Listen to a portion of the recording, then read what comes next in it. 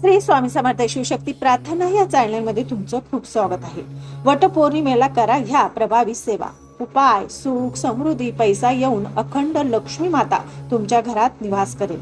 पण परवाच्या दिवशी वटपौर्णिमा आहे। वटपौर्णिमेचा जो व्हिडिओ आहे मी टाकलेला आहे की त्याची पूजा कशी करावी, कोणत्या बांगड्या घालाव्या, कोणता रंग आपल्याला घालायचा आहे जो शुभ आहे।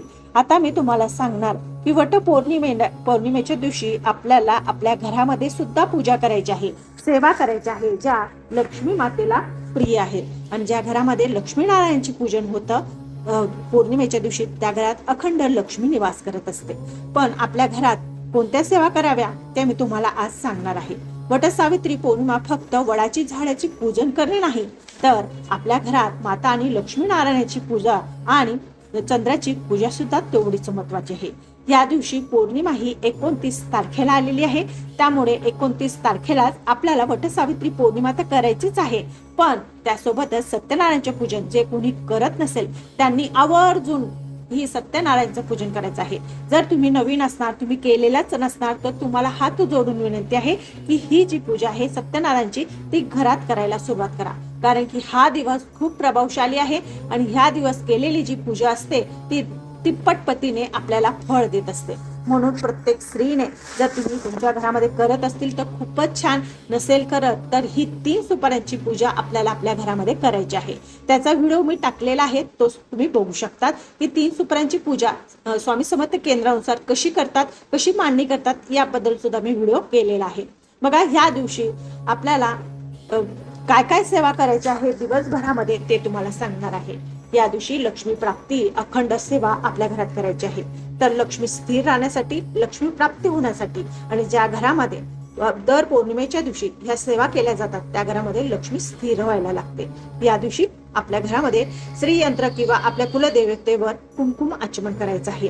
हे कुमकुम आचमन केल्याने सुद्धा लक्ष्मी माता प्रसन्न होते आणि जागृत होते आणि आपल्या घरात तिचा अखंड निवास करत असतो। तर श्री सुक्ताचं कमीत कमी 1 वेळेस नाही तर 16 वेळेस पठण आपल्याला ह्या दिवशी करायचंच आहे। बघा, करायचंच आहे, काही कारण सांगायचे नाही की माझ्याने होत नाही, सगळं होतं। दिवसभरामध्ये आपल्याला ह्या सगळ्या सेवा आपल्या घरात करूनच घ्यायची आहे। आपण कष्ट करतो, आपले मिस्टर कष्ट करतात, आपल्या घरामध्ये सुख शांती नांदावी, भरभराटी व्हावी, यासाठी या लक्ष्मी प्राप्तीच्या, लक्ष्मी स्थिरच्या ह्या सेवा आपल्याला ह्या दिवशी आवर्जून करायची आहे। या दिवशी लक्ष्मी मातेचं महालक्ष्मी अष्टकमची पूजा करायची आहे। महालक्ष्मी अष्टकम हे अतिशय प्रभावशाली आहे। एक मिनिटामध्ये आपल्याला बोलायला होतं। बघा, काहीच त्याला वेळ लागत नाही। 16 वेळेस तुम्ही ह्या दिवशी लक्ष्मी अष्टकमचं पठण करायचं। अतिशय प्रभावशाली ही पूजा आहे। ह्या दिवशी म्हणजे ज्या दिवशी आपली पौर्णिमा आहे 29 तारखेला, तर दिवसभरामध्ये आपल्याला ह्या सगळ्या सेवा करायच्या आहे ज्या मी तुम्हाला दाखवत आहे। की ह्या सेवा केल्याने आपल्याला भरपूर पैसे द्रव्य तर नाही मिळत, पण आपल्या घरामध्ये सकारात्मक ऊर्जा राहते, सुख शांती नांदते, घरातल्या लोकांचं आरोग्य चांगलं राहतं, प्रगती होते आणि आपल्या मनाला शांतता लागते, आनंद होतो आणि आपल्या घरामध्ये लोकांची प्रगती व्हायला लागते, लक्ष्मी स्थिर होते। म्हणून आवर्जून प्रत्येक स्त्रीने कंटाळा न करता या पौर्णिमेच्या दिवशी या सगळ्या सेवा आपल्याला करायच्या आहे। काहीच टाइम लागत नाही, करायला घेतलं तर खूप छोटे आहेत। या दिवशी आपल्याला विष्णू सहस्रनामाचं सुद्धा पठण करायचं आहे।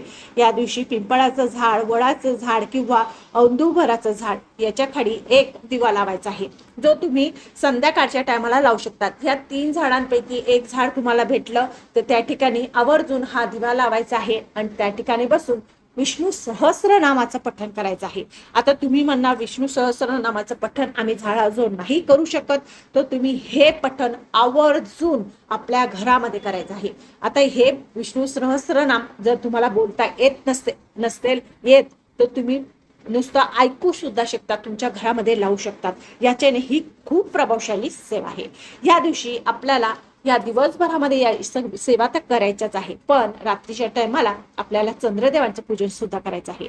या दिवशी आपल्या घराचा उंबरा सारून घ्यायचा आहे, जो हळदीचं लेपन केलं जातं, त्याच्याने हळदीचं लेपन उंबरा सारायचा आणि त्या ठिकाणी तुपाचा दिवा सकाळी आणि संध्याकाळी लावायचा, कापूरच्या वड्या जाळायच्या। याच्याने आपल्या घरातली नकारात्मक शक्ती बाहेर जाते, लक्ष्मी स्थिर होते आणि घरात कशाचीच कमतरता राहत नाही।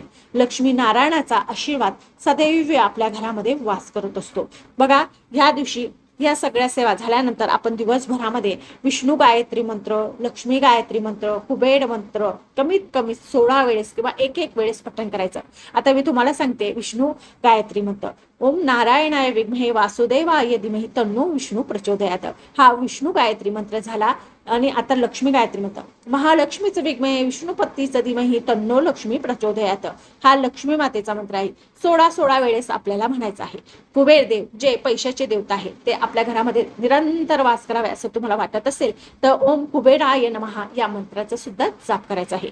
या दिवशी आवर्जून पौर्णिमेच्या दिवशी आपल्या घरामध्ये कुबेर लक्ष्मीची रांगोळी टाकायची आहे, जी तुम्हाला स्क्रीनमध्ये दिसत असेल. ह्याच पद्धतीने आपण जर कुबेर लक्ष्मीची रांगोळी टाकली तर लक्ष्मी नारायण प्रसन्न होतात, कुबेर देव प्रसन्न होतात आणि आपल्या घरामध्ये सकारात्मक ऊर्जा प्रवेश करत असते.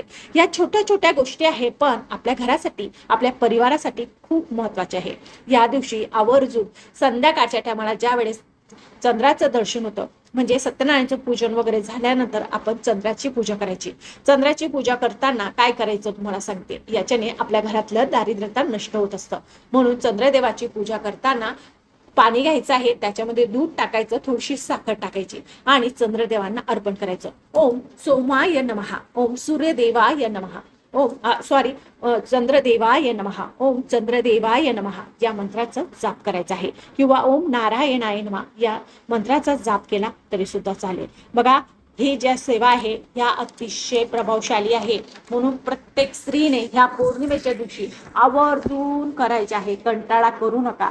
याच्याने आपलं घर प्रसन्न होतं, सकारात्मक ऊर्जा वाढते, घरामध्ये सुख समृद्धी नांदायला लागते, घरामध्ये कशाचीच कमतरता राहत नाही आणि आपल्या घरामध्ये बघा सगळं काही आपल्याला प्राप्त होत जातं. लक्ष्मी स्थिर होते, लक्ष्मी यायला लागते, घरामध्ये सुख नांदतं, कटकट वादविवाद संपूर्ण समाप्त होतात.